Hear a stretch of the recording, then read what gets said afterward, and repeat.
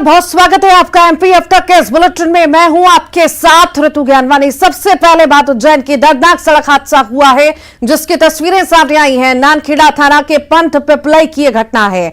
Bike से नाना और नाती जा रहे थे और यह हादसा हुआ, मौत हो गई। रोड क्रॉस करते वक्त कार ने टक्कर मार दी। ये बड़ी खबर इस वक्त आपको उज्जैन से बता रहे हैं। बड़ा हादसा हुआ है, नाना और पोती की मौत हुई है हादसे में। ये बड़ी खबर बता रहे हैं नानाखेड़ा थाने के पंथ पिपलई की घटना इस वक्त आपको बता रहे हैं। बाइक से जा रहे नाना और नाती की मौत हुई है। रोड क्रॉस करते वक्त कार ने टक्कर मार दी और दोनों की मौत हो गई।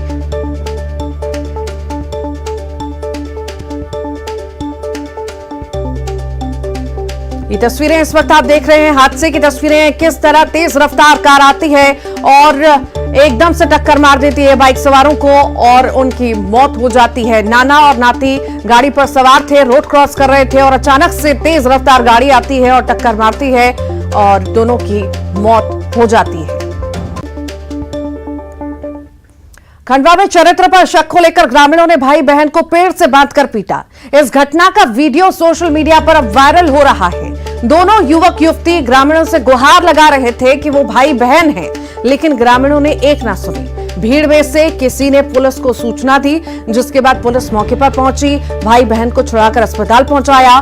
पुलिस ने 3 लोगों के खिलाफ मामला दर्ज कर गिरफ्तारी भी की है। ये घटना खंडवा जिले के पिपलौद थाना क्षेत्र के ग्राम बामंदा की बताई जा रही है।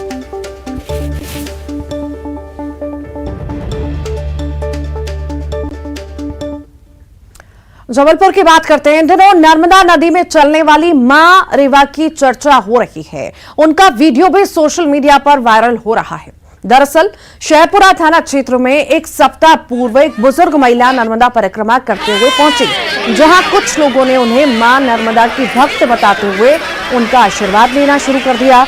इस दौरान कुछ लोगों ने अफवाह उड़ा दी कि वे जब नर्मदा में स्नान करती हैं तो पानी में भीगती नहीं हैं और पानी पर चलती हैं। जैसे जैसे बुजुर्ग माता जी की नर्मदा परिक्रमा आगे बढ़ी, वैसे वैसे उन्हें देखने और उनके दर्शन करने के लिए लोगों का हुजूम उमड़ने लगा।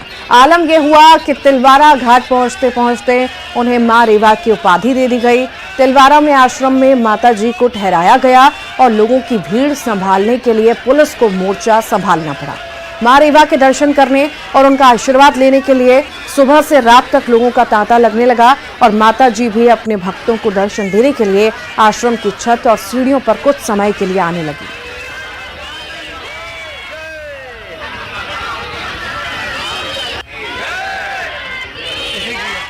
आज मैं घर पे था तो मेरे को सूचना प्राप्त हुई कि नर्मदा जी में कोई माता जी बुजुर्ग हैं जो पानी में चल के आ रही हैं। तो मैं वही यहाँ देखने आया हूँ।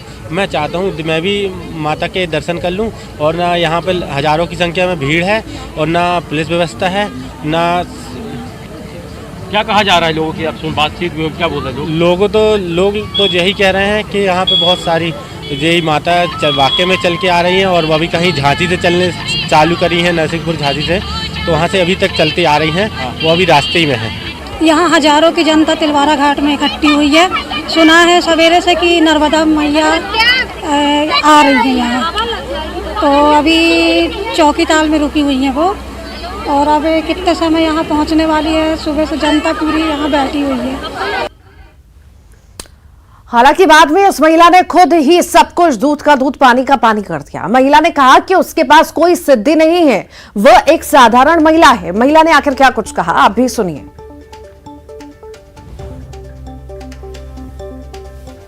कोई सिद्धि नहीं है, कुछ नहीं है बेटा। है ना, आप नॉर्मल परिक्रमा करने निकली हो। हाँ, केवल मेरी श्रद्धा से कि मैं। तो ये कैसे फैल गया कि अम्मा दवाई देती है इससे ये ठीक हो जाता है, ये कैसे हो गया सब? अरे बेटा ऐसे ही किसी का थोड़ा बहुत दुख है, आश्रमों में जैसे खाना खा रहा है, किसी थाली नहीं धुला रही, किसी गिलास नहीं उठ रही, किसी का हाथ मोर्चा, किसी का पैर मोर्चा, तो उनके किसी का हाथ सड़क गया हड्डी, किसी का कुछ है तो जो कुछ पान पत्ता कुछ है तो बता देते हैं, खाने पीने से सूजन उतर जाती है, ऐसा बता देते वो ठीक हो जाते पर के मवासी। बीजेपी के राष्ट्रीय महासचिव कैलाश विजयवर्गीय के पहनावे पर दिए बयान पर सियासी बवाल मचा हुआ है। कांग्रेस ने बयान को महिलाओं का अपमान करार दिया है। इंदौर में कार्यक्रम के दौरान विजयवर्गीय ने लड़कियों के कपड़ों को लेकर जो बयान दिया, उस पर सियासी बखेड़ा खड़ा हो गया। बीजेपी नेता ने कहा कि लड़कियों का पहनावा उन्हें देवी या शूर्पणखा बनाता है। विजयवर्गीय ने कहा कि लड़कियां इतने गंदे कपड़े पहनती हैं कि उनमें देवी का स्वरूप नहीं दिखता। ये कहते हुए उन्होंने बच्चों को मिल रहे संस्कारों पर भी सवाल उठा दिए। लड़कियां भी इतने गंदे कपड़े पहन के निकलती है कि अपन महिलाओं को देवी बोलते हैं, उनमें देवी का स्वरूप नहीं दिखता,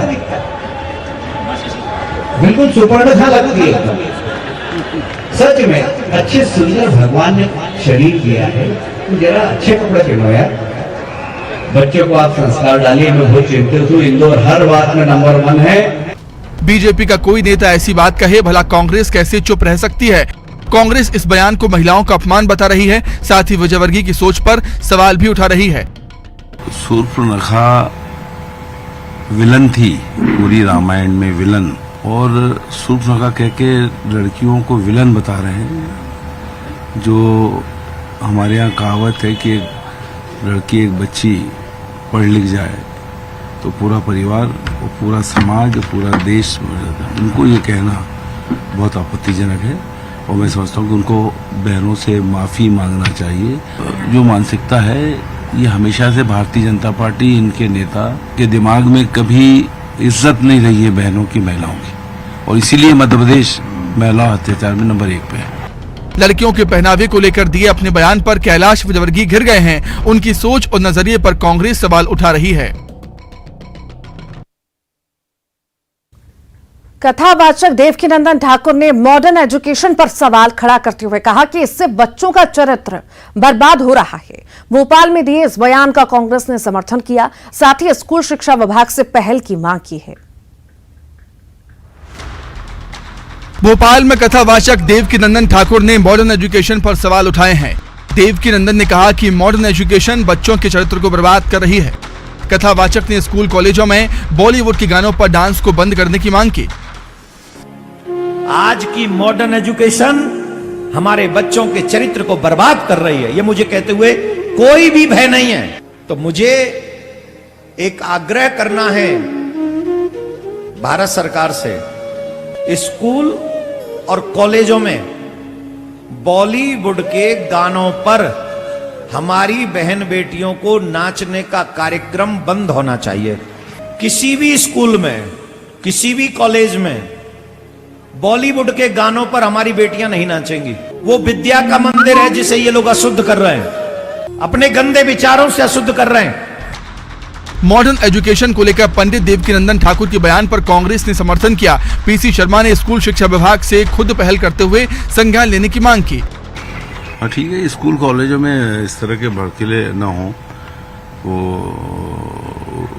उसमें मैं समझता हूँ कि सरकार को एक्ट करना चाहिए, शिक्षा संस्थान को करना चाहिए। बच्चों का चरित्र निर्माण हो, ये एजुकेशन का हिस्सा होता है। ऐसे में अगर किसी गतिविधि पर सवाल उठ रहे हैं तो उस पर ध्यान देना जरूरी है, लेकिन इससे एजुकेशन सिस्टम पर सवाल उठाना भी ठीक नहीं। सीएम शिवराज सिंह चौहान रतलाम में लाडली बहना महासम्मेलन में शामिल हुए और इस मौके पर सीएम ने रतलाम को बड़ी सौगात का ऐलान किया। सीएम ने नर्मदा का पानी रतलाम लाने का ऐलान किया। मुख्यमंत्री ने जिले को 1374 करोड़ के विकास कार्यों की सौगात दी। उन्होंने विकास कार्यों का भूमि पूजन और शिलान्यास किया। इसमें बहुप्रतीक्षित गोल्ड पार्क, जिला अस्पताल और ऑडिटोरियम के काम शामिल हैं। सीएम ने रैंप पर चलते हुए लाडली बहनों के लिए गीत भी गुनगुनाए और लाडली बहनों पर फूल बरसाकर उनका स्वागत किया। मेरी बहना है सारी उम्र हमें संग रहना है, मेरी बहना है सारी उम्र हमें संग रहना है। फूलों का तारों का सबका कहना है, एक बार मेरे साथ गाओ। फूलों का तारों का सबका कहना है, 1000 में मेरी बहना है सारी उम्र हमें संग रहना है, फूलों का तारों का सबका कहना है। बोलो भारत माता की। पीने के पानी की दिक्कत आती है, तालाब सूख जाते हैं।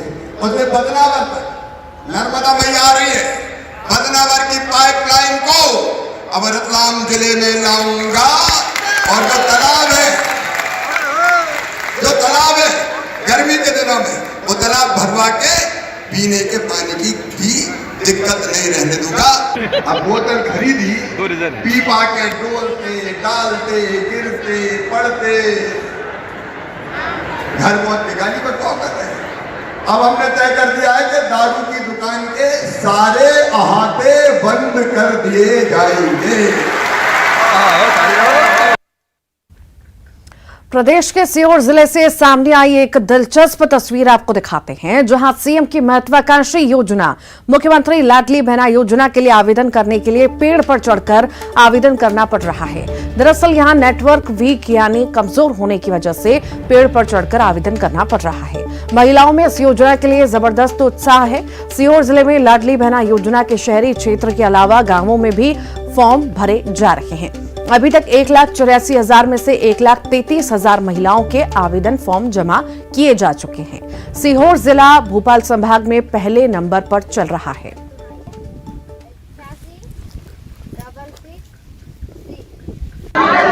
यहाँ पे ये लाडली बहना की जो योजना बनाई है मुख्यमंत्री जी ने, उसके जो अधूरे कागज नहीं है उसकी पूर्ति के लिए आए हैं। जैसे समग्र आईडी में मोबाइल नंबर जुड़वाना या राशन कार्ड में जुड़वाना और या फिर बैंक पासबुक में KYC करवाना है। इस कारण इतनी भीड़ है और बच्चे तक परेशान हो रहे हैं यहाँ पे। कितना समय हुआ आपको आते हैं?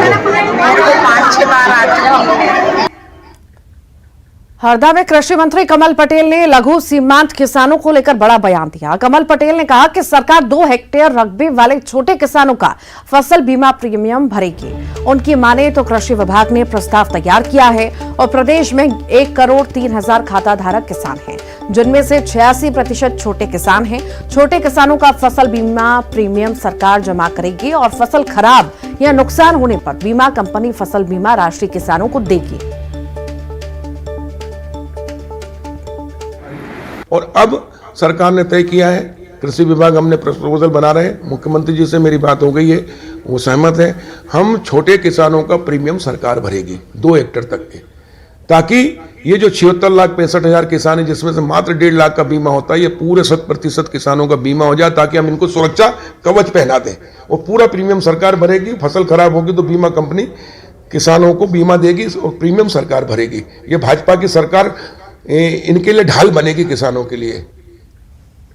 बैतूल में फसल से लदे ट्रैक्टर ट्रॉली में भीषण आग लगी। ड्राइवर ने सूझबूझ दिखाई। जैसे ही बिजली का तार फसल के संपर्क में आया, तुरंत ड्राइवर ने हाइड्रोलिक से फसल गिराकर ट्रॉली खाली कर दी, लेकिन तब तक देर हो चुकी थी। वहीं श्योपुर के विजयपुर में दुकान में गैस सिलेंडर फटने से 5 दुकानें जलकर खाक हो गई।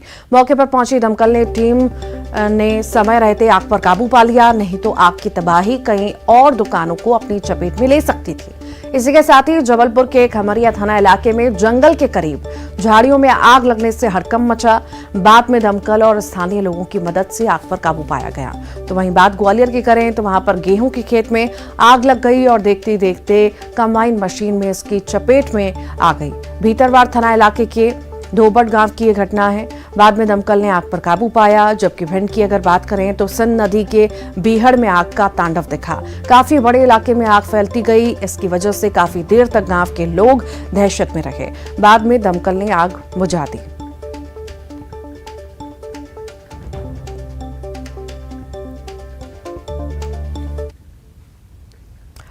कहीं गुत्थम गुत्त तो कहीं मारपीट की तस्वीरें आपको दिखाते हैं। नर्मदापुरम में बाप बेटों ने मिलकर एक युवक की जमकर पिटाई कर दी। इटारसी में पिता के साथ 2 बेटों ने युवक पर लात घूंसे बरसाए। इसके बाद पाइप से भी बेरहमी से पीटा। पिटाई का वीडियो वायरल होने के बाद पुलिस ने मामला दर्ज किया। इधर उज्जैन में पंडित प्रदीप मिश्रा की कथा के दौरान महिलाओं के 2 गुट आपस में बढ़ गए। पंडाल में जगह को लेकर जमकर झड़प हुई। आखिर में लोगों के बीच बचाव हुआ। वहीं भिंड में जिला अस्पताल के ब्लड बैंक में टेक्नीशियन से मारपीट हुई है, जिसकी तस्वीरें सीसीटीवी कैमरा में कैद हुई। ये सारी तस्वीरें आप देख रहे हैं। अलग अलग जगह की मारपीट की तस्वीरें आप टेलीविजन स्क्रीन पर देख रहे हैं।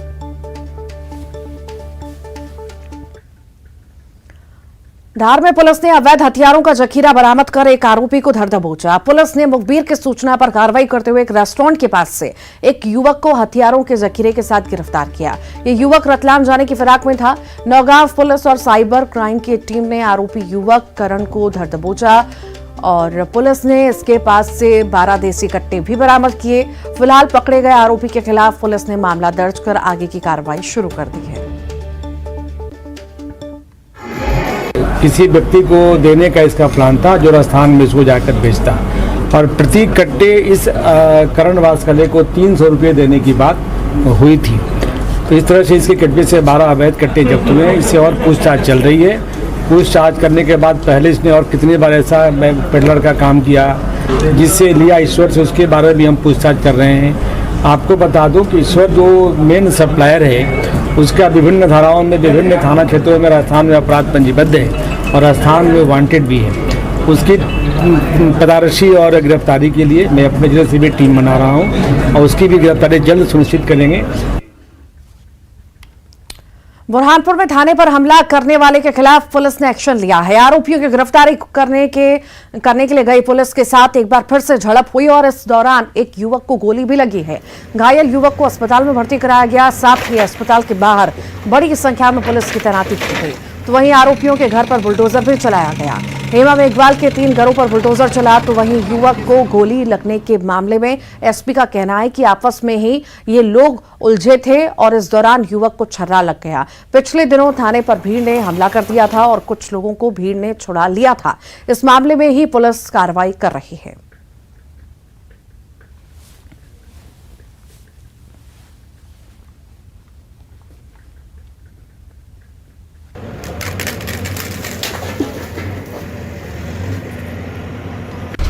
आज पुलिस द्वारा जो है वो अतिक्रमणकारी और जो नेपा नगर में आरोपियों को छुड़ा के लेके गए थे उनके घरों के ऊपर अतिक्रमण तोड़ने की कार्रवाई की जा रही है, जिसमें सीवल में हम लोगों ने 5 से 6 मकान जो अतिक्रमणकारियों के थे, जिसमें सूर्या और बाकी उसके साथियों के मकान अतिक्रमण में जो थे उनको तोड़ा है।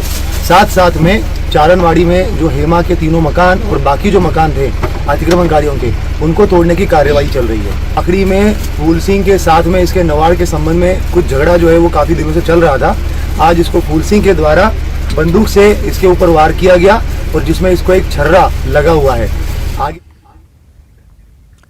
और आइए अब देखेंगे 25 सेकंड में खबर।